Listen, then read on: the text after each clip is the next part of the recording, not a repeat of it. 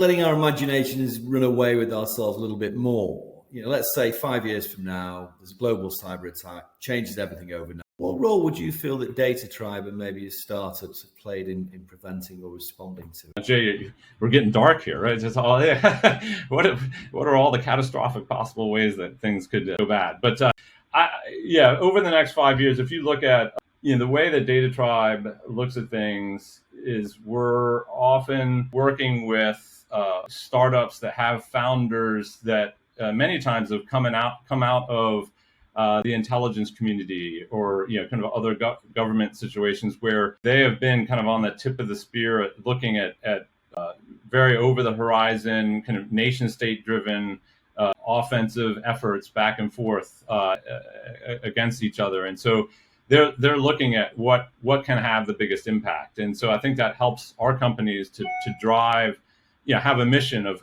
solving some of the biggest areas and biggest problems in cybersecurity. We talked about critical infrastructure, and we have in our portfolio companies like Dragos that you mentioned earlier that is working on with power plants, with water utilities to help protect themselves. We even have our newest investment, Franos, is also working in that. The OT, a lot of power companies as well, and so that is a big area. I talk about the software supply chain concern.